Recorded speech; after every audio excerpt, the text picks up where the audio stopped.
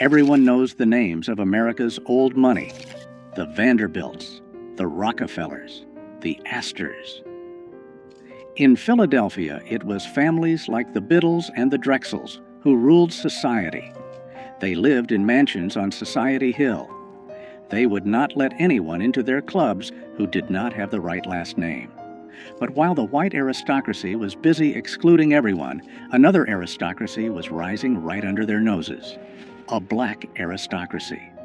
In the 1840s, decades before slavery ended in the South, a secret society of black families in Philadelphia was amassing fortunes that rivaled the white elite. They lived in mansions with English butlers. They sent their children to private schools in Paris. They owned the catering empires that fed the white upper class. They were called the Old Philadelphians of color, and for nearly 50 years, they operated a parallel universe of wealth and privilege that history has almost completely erased. They had their own 400 list, their own debutante balls, their own rules. They were so exclusive that even other wealthy black people were often denied entry. This is the story of James Forten, Robert Purvis, and the dynasties that proved black wealth was not just possible in the 19th century. It was powerful, and it was dangerous. If you enjoy stories about the hidden side of American wealth, consider subscribing. We explore the fortunes that textbooks tried to forget. Let's begin with a sailmaker who became a king. It is 1798. Philadelphia is the capital of the United States. And a 32-year-old black man named James Forten is about to do something impossible. He is buying the sail loft where he used to work as an apprentice. Forten was not born enslaved. He was born free in Philadelphia. But freedom did not mean equality. Most black men in the city worked as day laborers or servants. Forten was different. He invented a device to handle heavy sails on ships, and it revolutionized the industry. Within 10 years, Forten was not just a business owner. He was one of the wealthiest men in Philadelphia, black or white. He employed 40 men, both black and white. His fortune was estimated at $100,000. In today's money, that is millions. But Forten did not just hoard cash. He built a dynasty. He bought a 3-story mansion on Lombard Street. He filled it with mahogany furniture and fine art. He hired private tutors for his daughters because he refused to send them to segregated schools. The Forten home became the center of a world that was not supposed to exist. A world where black people discussed philosophy, played classical music, and planned the abolition of slavery over 7-course dinners. European diplomats visited him. White abolitionists sought his funding. He was the patriarch of Philadelphia's black elite. But to understand how deep this society went, we have to look beyond just one man. We have to look at the industry they conquered. By 1830, a class system had solidified in black Philadelphia that mirrored the white aristocracy. They called themselves the representative colored citizens. At the top were families with old money, wealth generated before 1820. The leaders were a new kind of king, the caterer kings. This sounds like a service job today, but in the 19th century, black caterers were the moguls of the food industry. They were the celebrity chefs and event planners of their era. Men like Robert Bogle and Peter Augustin did not just serve food, they controlled the social calendar of white Philadelphia. If the Biddles or the Whartons wanted to throw a ball, they had to hire Bogle. He owned the china, the silver, and the linens. He controlled the staff. Peter Augustin came from Haiti and brought French culinary techniques that dazzled American society. He invested his profits into real estate, buying buildings in the heart of the city. These families created a monopoly. They did not just work for white wealth, they leveraged it. They took the money from white society parties and funneled it back into black institutions. They built the churches, they funded the schools, and they intermarried. A Forten married a Purvis. A Minton married a Bogle. They created a closed loop of wealth that protected them from the racism outside their doors. They were the invisible backbone of the city's economy. The financial power of this group was staggering. By 1837, the black community in Philadelphia held $250,000 in real estate. By 1847, that number had quadrupled. They organized their own census because the U.S. government refused to accurately count their wealth. They wanted proof.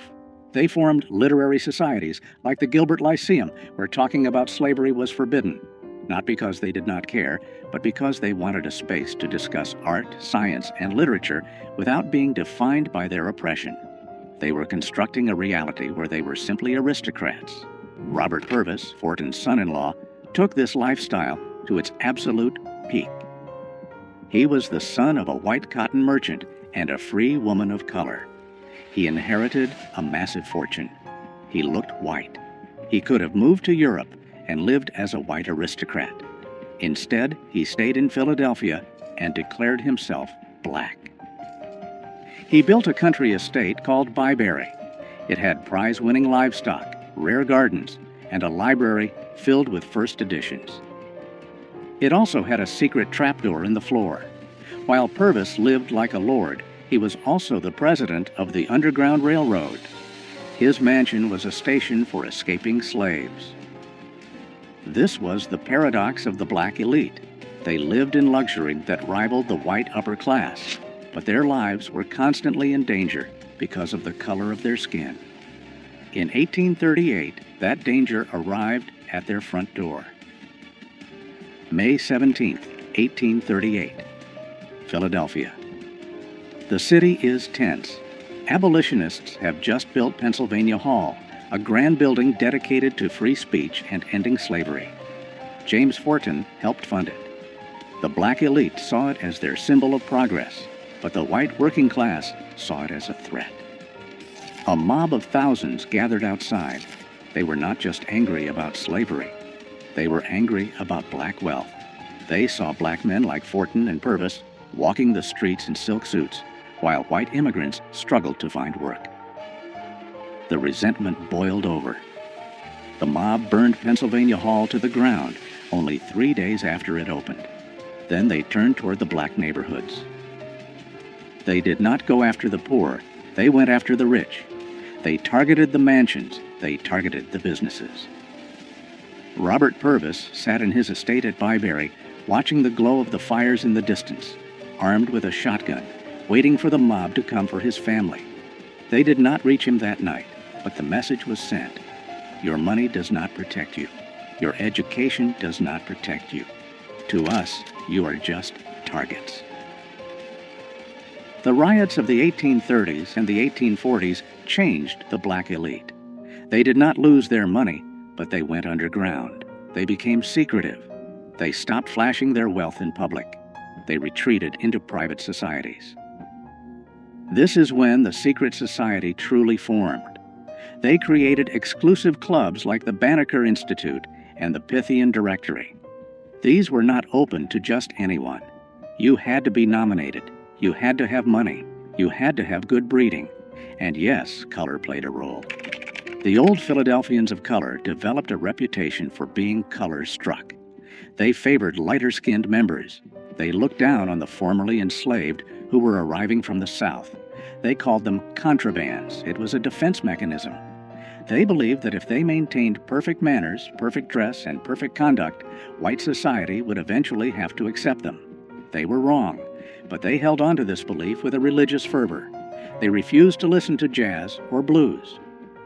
They listened to Bach and Beethoven. They did not eat soul food. They ate French cuisine.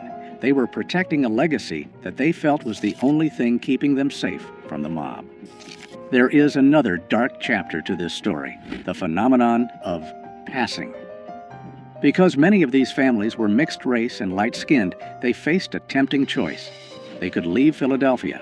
They could move to a new city where no one knew them. And they could become white. Historians estimate that thousands of wealthy black people from this era simply vanished from the records. They did not die. They crossed the color line. They married into white families. Their children grew up never knowing they had black ancestry.